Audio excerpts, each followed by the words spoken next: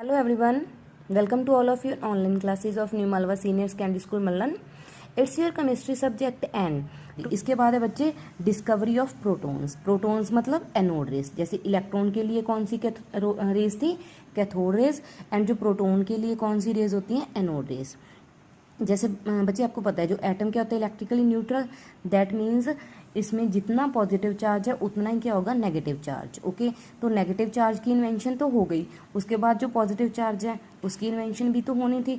इसीलिए जो cathode rays से इलेक्ट्रॉन की डिस्कवरी हुई है, तो एनोड रेस से प्रोटॉन की डिस्कवरी हुई है। ओके, हाँ जी। तो जैसे डिस्चार्ज ट्यूब वाले एक्सपेरिमेंट में आपने देखा था जो कैथोड रेस से पार्टिकल्स निकल रहे हैं, मतलब कैथोड रेस क्या कर रही हैं, फ्लोरेसेंस प्रोड्यूस कर रही हैं। दैट मीन्स वो ट्रेवल कर रहे हैं negative to positive particles. Okay, तो उसके साथ ही बच्चे एक और एक्सपेरिमेंट देखा गया था, ल्यूमिनस रेस पास हो रही थी वहाँ पे। उस एक्सपेरिमेंट में ल्यूमिनस रेस भी पास कर रही हैं, बट उनकी जो डायरेक्शन क्या थी, कैथोड रेस से अपोजिट। ओके, जो कैथोड रेस मतलब नेगेटिव टू पॉजिटिव जा रही थी, तो उसके साथ ही एक ल्यूमिनस रेस को भी ऑब्जर्व किया गया था उस एक्सपेरिमेंट में। उनकी डायरेक्शन उससे कैथोड रेस से अपोजिट थी। ओके, दिस मीन्स दैट जो अपोजिट रेस जा रही हैं, अगर जैसे कैथोड रेस पे नेगेटिव चार्ज है वो नेगेटिव टू पॉजिटिव जा रही हैं। ओके, अगर दूसरी रेस पे ऊपर मतलब वो पॉजिटिव अपोजिट डायरेक्शन में जा रही हैं, दैट मीन्स उनके ऊपर क्या होगा, अपोजिट चार्ज होगा। तो इससे क्या डिस्कवर होता है बच्चे, जो एनोड रेज हैं उनके जो मटेरियल पार्टिकल्स हैं उनके ऊपर कौन सा चार्ज होगा, पॉजिटिव चार्ज। ओके, तो उनकी डायरेक्शन क्या होगी, कैथोड रेस से अपोजिट। ओके, जैसे कैथोड रेस की डायरेक्शन अगर ये है तो एनोड रेस की डायरेक्शन क्या होगी, इधर। ओके, तो उसके बाद जो प्रॉपर्टीज क्या होती हैं एनोड रेस की, जैसे anode rays also travel in straight line. Anode rays consist of material particle, इनके भी मटेरियल पार्टिकल होते हैं, ये भी जो पैडल व्हील को रोटेट करने में हेल्प करते हैं। ओके, एनोड रेस भी मैग्नेटिक फील्ड की हेल्प से या फिर इलेक्ट्रिक फील्ड की हेल्प से डिफ्लेक्शन शो करते हैं। मतलब जैसे कैथोड रेस के पार्टिकल्स मेटल प्लेट के जो कैथोड रेस के पार्टिकल्स क्या हुए थे, पॉजिटिव की तरफ अट्रैक्ट हुए थे, तो एनोड रेस के पार्टिकल्स नेगेटिव की तरफ अट्रैक्ट हुए हैं, क्योंकि उनके ऊपर कौन सा चार्ज है, खुद के ऊपर पॉजिटिव। ओके, तो ऐसे बच्चे इनकी भी जो वैल्यू क्या होती है, पॉजिटिव चार्ज जितना मतलब इलेक्ट्रॉन का चार्ज होता है उतने ही प्रोटॉन का चार्ज होता है। ओके, एंड जो इनके मास की रेशियो होती है, मास की वैल्यू कितनी होती है, 1.6 इंटू 67 इंटू 10⁻24। ओके स्टूडेंट्स, हाँ जी बच्चे, ये तो हमने मतलब जो एटम के स्मॉलेस्ट पार्टिकल होते हैं, प्रोटॉन एंड इलेक्ट्रॉन की बात की है। उसके बाद जो मतलब रेज होती हैं, जिन रेज को हमने स्ट्राइक करके इलेक्ट्रॉन एंड प्रोटॉन की बात की है ना, उनमें भी आगे स्मॉल पार्टिकल्स होते हैं। एंड जो मतलब जब ये रेज वगैरह स्ट्राइक करती हैं किसी फोटोग्राफिक प्लेट के ऊपर, तो उनमें से अलग अलग पार्टिकल्स प्रोड्यूस होते हैं। ओके, उस फिनोमिना को हम रेडियो एक्टिविटी का नाम देते हैं। Okay, and the phenomena of spontaneous emission of certainly high radiations by radio active substance. मतलब जो रेडियो एक्टिव सब्सटेंस जैसे लेड हो गया, कोई भी डिस्चार्ज ट्यूब जिसमें हमने कोई गैस फिल की है, उनको अगर हम किसी और मेटल के ऊपर स्ट्राइक करते हैं तो उनमें से अलग अलग पार्टिकल्स डिस्ट्रीब्यूट होते हैं। ओके, तो उसको हम रेडियो एक्टिविटी का नाम देते हैं। एंड जो एलिमेंट क्या करता है, सब्सटेंस उन रेज को प्रोड्यूस करता है, उसको हम रेडियो एक्टिव सब्सटेंस का नाम देते हैं। एंड जिसमें से पार्टिकल्स प्रोड्यूस होते हैं बच्चे, अल्फा पार्टिकल्स होते हैं। अल्फा पार्टिकल्स के ऊपर देखो, जैसे इस एक्सपेरिमेंट में क्या है, एक ये रेडियो एक्टिव एलिमेंट है, जैसे लेड है। ओके, तो उसको जब हम किसी प्लेट के ऊपर स्ट्राइक करते हैं तो उसमें से ही अलग अलग पार्टिकल्स प्रोड्यूस हो रहे हैं। जैसे ये नेगेटिव टर्मिनल है, तो इनकी तरफ कौन सा पार्टिकल जा रहा है, alpha. That means alpha particles कौन हो गए, पॉजिटिवली चार्ज। एंड जो बीटा किधर जा रहे हैं, पॉजिटिव वाली साइड। दैट मीन्स बीटा पे कौन सा चार्ज हो गया, नेगेटिव चार्ज। एंड जो गैमा वाले होते हैं बच्चे, उनका जो चार्ज कोई नहीं होता, वो क्या होते हैं, न्यूट्रल। एंड उसके बाद बच्चे मतलब जैसे प्रोटॉन एंड इलेक्ट्रॉन की डिस्कवरी के बाद and alpha beta and gamma rays के बाद उस एटम के मॉडल के बारे में सबसे पहले डिस्कस करेंगे। जो सबसे पहला वाला मॉडल आया था वो कौन सा था, Thomson model of atom. Okay, so after the discovery of electron and proton the immediate problem was to know about their position. मतलब जैसे इलेक्ट्रॉन एंड प्रोटॉन की डिस्कवरी तो हो गई, बट उसके बाद उनकी जो पोजीशन के बारे में थोड़ी सी डिस्कवरी की प्रॉब्लम आ रही थी, तो उसके लिए सभी साइंटिस्ट ने अपने अलग अलग एक्सपेरिमेंट दिए थे। तो सबसे पहले जो थॉमसन मॉडल आया था, थॉमसन मॉडल के अकॉर्डिंग क्या था, थॉमसन ने क्या ऑब्जर्व किया था, उसको एक प्लम की हेल्प से एक्सप्लेन किया था, प्लम से कंपेयर किया था। तो इसीलिए थॉमसन मॉडल को प्लम पडिंग मॉडल का नेम भी देते हैं। उसमें उसने क्या कहा था, जैसे तरबूज होता है, वाटरमेलन होता है ना, तो उसका रेड वाला पोर्शन है, उसको तो उसने पॉजिटिवली चार्ज स्फीयर का नाम दिया था, उसको पॉजिटिवली चार्ज का।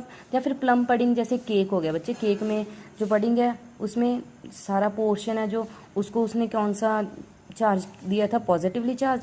एंड जो उसमें जो मेनली लगे होते हैं, किशमिश वगैरह लगे होते हैं, उसको उसने नेगेटिव का। ऐसी जो वाटरमेलन है उसका जो रेड पोर्शन है उसको पॉजिटिव का नाम दिया गया था। एंड जो उसमें ब्लैक कलर के सब्सटेंस होते हैं उनको उसने, सीड्स होते हैं उसको नेगेटिवली चार्ज। ओके, बट ये एक्सपेरिमेंट ज़्यादा सक्सेसफुल नहीं था, इसके लिए उसके बाद एक नया एक्सपेरिमेंट आया था बच्चे, Rutherford scattering experiment. Rutherford scattering experiment में क्या था बच्चे, इसमें क्या था, एक रेडियो एक्टिव सब्सटेंस लिया गया था, जैसे ब्लॉक ऑफ लेड, इसमें से जैसे अल्फ़ा बीटा पार्टिकल्स निकलते हैं। ओके, जो अल्फ़ा पार्टिकल, अल्फ़ा रेज लिए हैं, उनको एक स्लिट में से पास किया, जिसके कारण वो मतलब जो रेज हैं पूरी डायरेक्शन में प्रोपागेट हो जाते हैं। जब एक स्लिट में से उनको पास करते हैं तो वो एक लाइन में जाने लगती हैं। उसके बाद उन रेज को, अल्फ़ा रेज को एक गोल्ड फॉयल, एक यहाँ पे एक फॉयल लगी है गोल्ड की, उस पर स्ट्राइक किया।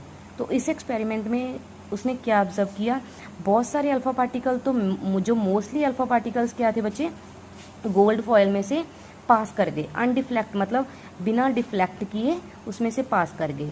बट उसमें से कुछ पार्टिकल्स स्मॉल एंगल, मतलब थोड़े से एंगल पे क्या हो गए, डिफ्लेक्ट हो गए। एंड जो कुछ पार्टिकल्स से ज़्यादा एंगल पे जा तो डिफ्लेक्ट हो गए, या फिर वो टोटली क्या हो चुके, वापस चले गए।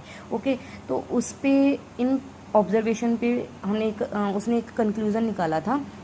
तो उन कंक्लूज़न से क्या पता चला, जैसे जो मोस्टली पार्टिकल्स थे क्या बच्चे, वो क्या थे, इसमें से अनडिफ्लेक्टली पास कर गए। तो दैट मीन्स उन रेज के बीच में, उन बीम ऑफ अल्फ़ा पार्टिकल के बीच में ऐसी कोई भी चीज़ नहीं आई है, उनके रास्ते में या उनके पाथ में कोई भी चीज़ नहीं है जिसके कारण वो उससे स्ट्राइक करके वापस जाएं। दैट मीन्स उनके बीच में बहुत ज़्यादा स्पेस क्या होती है, एम्प्टी होती है, जिसके कारण वो रेज उसमें से ईजिली पास कर गई। एंड जो सेकंड था, मतलब कुछ जो रेज थी स्मॉल एंगल पे डिफ्लेक्ट हुई हैं, स्मॉल एंगल पे डिफ्लेक्ट, जैसे ये वाली। ओके, दैट मीन्स उनके रास्ते में, उनके पाथ में कोई ना कोई चीज़ आई है जिसके कारण वो उसके क्लोजली पास हुए थे, जिसके कारण वो उनको उसने थोड़ा सा रिफ्लेक्ट कर दिया एंड वो डिफ्लेक्शन शो कर गए। एंड उसके बाद जो कुछ बीम्स थी क्या थी, ज़्यादा एंगल पे मतलब डिफ्लेक्ट हुई हैं, या टोटली उसी पाथ में वापस आई थी।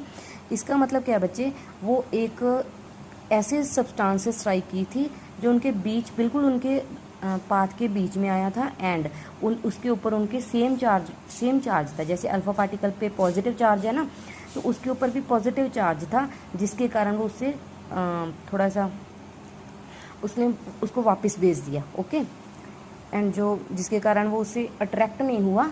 ओके, तो उसकी डिफ्लेक्शन हो गई। तो उससे अलग अलग एक्सपेरिमेंट्स बने हैं, मतलब इसकी अलग अलग कंक्लूज़न निकली हैं। इस कंक्लूज़न के बेस पे हमने क्या कंक्लूज़न निकला है इस एक्सपेरिमेंट के बेस पे, जो मतलब अल्फ़ा पार्टिकल्स हैं, अल्फ़ा पार्टिकल के ऊपर कौन सा चार्ज होता है, पॉजिटिव चार्ज। दैट मीन्स अगर वो रेज डिफ्लेक्ट नहीं हुई है, मतलब पूरी तरह से पास कर गई है, मतलब उनके बीच में कोई भी स्पेस नहीं, बहुत ज़्यादा स्पेस एम्प्टी पड़ी है। एंड जो स्मॉल एंगल की डिफ्लेक्शन है, दैट मीन्स उसमें थोड़ी सी क्या हुई है, उसको उसने रिपेल किया था। ओके, क्योंकि उसका चार्ज क्या है, सेम, क्योंकि सेम चार्ज होने के कारण ही वो किसी चीज़ को रिपेल करेगी। एंड जब लार्ज एंगल पे डिफ्लेक्शन हुई है, उसका रीज़न क्या है बच्चे, वो उसके बिल्कुल सेंटर में जाके स्ट्राइक की थी। एंड उस सेंटर वाली चीज़ में क्या था, अल्फ़ा पार्टिकल के अकॉर्डिंग ही चार्ज था, मतलब उनका ऊपर उसके ऊपर भी पॉजिटिव चार्ज था। एंड जो हमने जैसे पहले पढ़ा, जो पॉजिटिव चार्ज होता है किसके ऊपर होता है, प्रोटॉन के। इसका मतलब जो प्रोटॉन्स कहाँ पे होते हैं, किसी भी एटम के सेंटर में, दैट मीन्स उसके न्यूक्लियस में प्रेजेंट होते हैं। एंड जो इलेक्ट्रॉन्स क्या करते हैं, उसके अराउंड मूव करते हैं। ओके, एंड इन सभी ऑब्जर्वेशंस के बाद एक नई टर्म आई है बच्चे, एटॉमिक नंबर। जैसे हमने स्टडी किया कि किसी एटम में प्रोटॉन एंड इलेक्ट्रॉन्स प्रेजेंट होते हैं। प्रोटॉन्स क्या होते हैं, किसी भी एटम के न्यूक्लियस में प्रेजेंट होते हैं। एंड जो इलेक्ट्रॉन्स क्या करते हैं, उसके अराउंड मूव करते हैं। ओके, तो एटॉमिक नंबर क्या होता है बच्चे, जैसे मैंने आपको पहले बताया, कोई भी एटम क्या होता है, न्यूट्रल होता है। ओके, तो न्यूट्रल का मतलब जिसमें जितने उसमें पॉजिटिव चार्ज है उतना ही क्या उसमें negative. That means number of proton and number of electrons are equal in a atom. तो एटॉमिक नंबर क्या होता है, उन्हीं प्रोटॉन्स का नंबर, मतलब किसी एटम में कितने प्रोटॉन्स हैं या फिर कितने इलेक्ट्रॉन्स हैं, वो उसका क्या होगा, एटॉमिक नंबर। जैसे हाइड्रोजन है, हाइड्रोजन आपके पीरियोडिक टेबल में फर्स्ट एलिमेंट होता है एंड उसमें उसका एटॉमिक नंबर कितना होता है 1। दैट मीन्स हाइड्रोजन के पास एक इलेक्ट्रॉन है या फिर कह लो एक प्रोटॉन है। ओके, वो प्रोटॉन कहाँ पे पड़ा है, न्यूक्लियस में, एंड इलेक्ट्रॉन कहाँ पे मूव कर रहा है, उसके अराउंड मूव कर रहा है। Okay, and proton and electron की डिस्कवरी के बाद बच्चे, जैसे मैंने आपको बताया, जो एटॉमिक नंबर तो क्या होता है, नंबर ऑफ प्रोटॉन्स।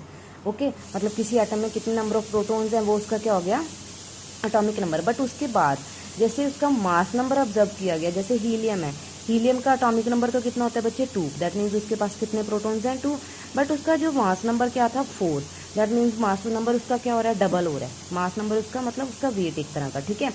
तो उस मतलब जो प्रॉब्लम आई है, उस प्रॉब्लम को दूर करने के लिए एक नई टर्म को डिस्कवर किया गया, न्यूट्रॉन।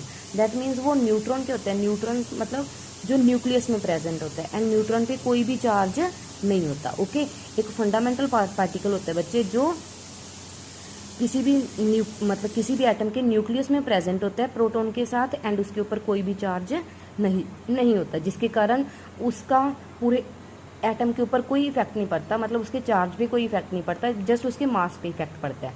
एंड उसी न्यूट्रॉन के कारण जो किसी भी एटम का जो मास क्या होता है, उसके एटॉमिक नंबर से मोस्टली डबल हो जाता है। ओके, एंड जो नेक्स्ट बचे आपका मास नंबर है, मास नंबर क्या होता है, the sum of the number of proton and neutron present in the nucleus. जैसे मैंने आपको बताया, जो प्रोटॉन्स एंड प्रोटॉन्स के साथ न्यूट्रॉन्स वो कहाँ पे होते हैं, न्यूक्लियस में होते हैं। सो किसी भी ऑब्जेक्ट का जो मास नंबर है क्या बच्चे, क्या होता है, number of proton plus number of neutrons. And उसके बाद जो आपका नेक्स्ट टॉपिक है isotope, isobar and isotone.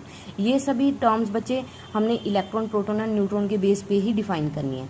Okay, तो सबसे पहले क्या है आइसोटॉप। आइसोटॉप क्या होते हैं बच्चे, लार्ज नंबर ऑफ मतलब बहुत सारे एलिमेंट्स होते हैं पूरे यूनिवर्स में, जिनमें उनका ना एटॉमिक नंबर तो क्या होता है बच्चे सेम।